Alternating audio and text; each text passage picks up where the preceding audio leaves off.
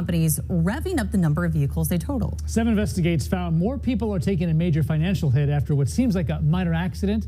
Samantha Kumar uncovers what's driving these decisions. Kyle Hastings loved his first car. It was the first car that wasn't like a parent's car or something. It was the first car that I had bought. He worked hard to pay off the loan. And with just 51,000 miles on the odometer, he thought he'd hold on to his car for years to come. But that smooth ride came to a smashing stop last fall. I was on my way to work. It was just an unfortunate accident. It was a fender bender. It was my fault. His front end and bumper were cracked and dented. His hood was popped out of place, and his grille was damaged. But Kyle says his car was still drivable. And I drove it to work for a week. So Kyle was stunned when a body shop told him it would cost more than $8,100 to fix the damage. I was at that point saying, okay, that's more money than I was expecting to pay, but fine, I will pay it and then we'll get back to normal. Kyle wanted to put the crash in his rear view, but he hit a roadblock. His insurance company declared his car a total loss. It was like a gut punch. You know, you think totaled and you think of just a car that's completely beyond repair. Instead of paying for the repairs, Kyle's insurance company appraised the car and offered him around $11,000 to total it and buy a new one. If he wanted to keep the car, Kyle would have to accept a smaller payout, $6,900. And his vehicle would be permanently tagged as salvaged. That means his car would be harder to insure or sell. Kyle would also have to pay for all the repairs himself.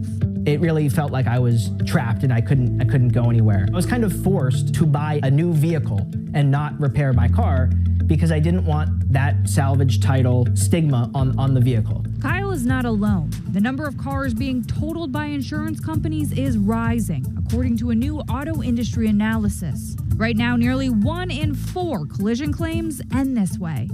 10 years ago, only about 1 in 6 cars involved in a crash were totaled. So why are insurance companies doing this? Think about your vehicle today versus, say, 10, 15 years ago. Cameras, the types of lamps, the number of airbags, the type of safety that's on a vehicle now, all comes with a cost. Cars have gotten more high-tech and repairs have gotten more expensive.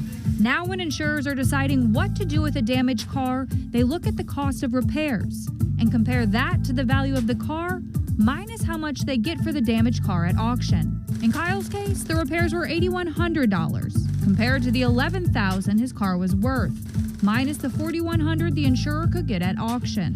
$8,100 to fix is a lot more than $6,900 to total, so the insurer totaled it. We have a little bit of damage in the hood. Brian Bernard sees the increase in total cars at his Raynham Auto Body Shop. The number is, honestly, it's too big. I wish they didn't total as many as they do.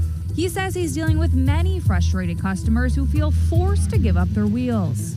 This has a big impact on consumers, but we hate to see them go because it's a job that we'd otherwise be able to work on. In Massachusetts, the decision to total a car is up to the insurance company.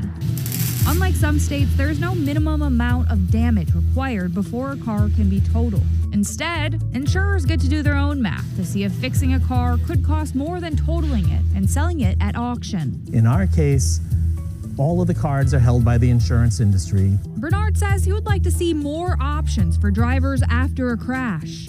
Options Kyle wishes he had. Just seems wasteful. I didn't need a new car, and I have to get a new one because everyone's telling you to. You can't really control whether an insurer totals your car, but there are a few things you can do after an accident to protect yourself. Choose a reputable repair shop to get a fair and accurate estimate. Don't accept the first settlement offer from your insurer. Instead, research the value of your car and try to negotiate. Also, ask the appraiser and the repair shop about your options. For 7 Investigates, I'm Samantha Kumar.